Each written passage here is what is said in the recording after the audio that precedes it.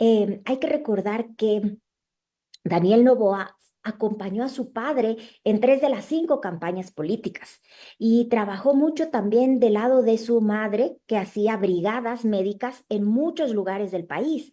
De manera que, con intención o no de ganar esta elección, pero él sí tenía mucho trabajo de territorio avanzado, que además recordemos que en el contexto ecuatoriano la muerte de Villavicencio determinó ciertos cambios. Lo importante es que digamos, en el caso de Daniel Noboa no ganó por las redes sociales, pero sí hay que tener claro en el radar cuál es el peso relativo de la audiencia en redes sociales, porque sí son redes que tienen audiencias cada vez más grandes. Por ejemplo, TikTok, de la que estábamos hablando, es una red social emergente que ya superó en el Ecuador a la audiencia de Facebook. Facebook, que era por muchísimos años la reina. Y fíjese que TikTok en 5 años consiguió la audiencia que a Facebook le tomó cerca de 15 años. Entonces tenemos en Ecuador un TikTok con 14 millones de usuarios activos, un Facebook con cerca de 9 millones de usuarios activos, un Instagram con 7 millones y un Twitter con menos de 2 millones. Y esto es importante también para que vayamos dando un peso relativo a cada red social, porque a veces también sobreestimamos a ciertas redes y subestimamos a otras.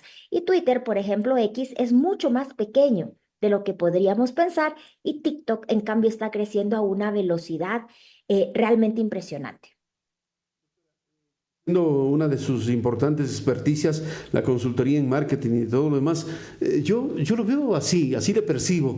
Restan 6 semanas y ya elegimos presidente de la República, hombre o mujer. Esa será de decisión del pueblo ecuatoriano, pero como que no pasa absolutamente nada, como que hay un camino para recorrer de 6, de 8 meses. Las elecciones están a la vuelta de la esquina. ¿Cómo se ve ese ambiente? ¿O es que estamos apáticos? ¿O que al final lo que dice el análisis político ecuatoriano, el 90% de los ecuatorianos estamos hastiados de la actividad de nuestros políticos? Es correcto. Bueno, la elección se está centrando en los dos candidatos más fuertes, que son Daniel Noboa y Luisa González. Sin embargo, los otros sí han tratado de ir puliendo su presencia en redes sociales. Básicamente han mostrado una agenda que es una trilogía en todos los casos de los temas seguridad, crisis energética y economía. Quizás uno que otro aumenta o le da un peso adicional, alguno habla de educación también, pero básicamente versan sobre esos 3 temas. En realidad, no veo que haya claramente uno que desmarque, es decir, que esté haciendo algo radicalmente distinto a lo que están haciendo todos. Y algo quizás interesante de esta elección versus otras elecciones es que es una elección donde hay mucha más actividad centrada en Instagram y en TikTok que en Facebook, cosa que no lo habíamos visto porque habíamos visto elecciones donde Facebook tenía un peso muy, muy grande. Entonces tenemos que tener claridad que si bien los candidatos están intentando posicionarse y posicionar una agenda en las redes, que es lo que ahorita se permite porque no están regulados, estamos frente a un presidente que tiene una fuerte imagen. Independientemente de aciertos o desaciertos, la presencia y la imagen política del presidente es muy fuerte.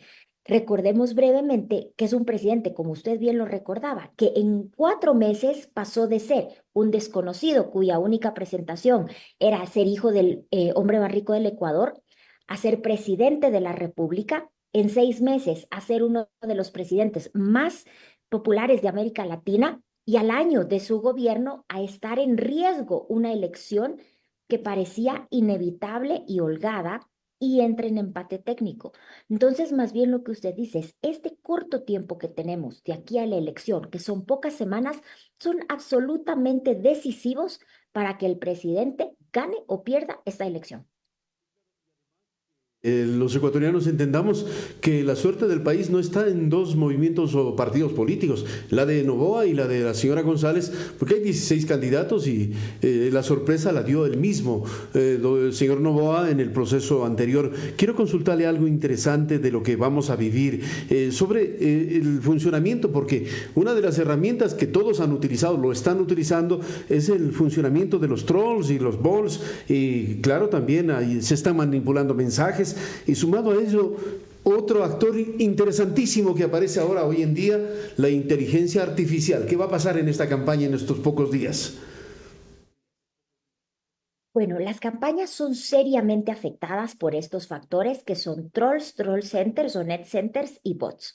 Básicamente, estas son cuentas anómalas. Los trolls son cuentas que han sido pagadas para posicionar a favor de una tendencia o em, dañar o perjudicar la reputación de otro candidato o de otra tendencia política.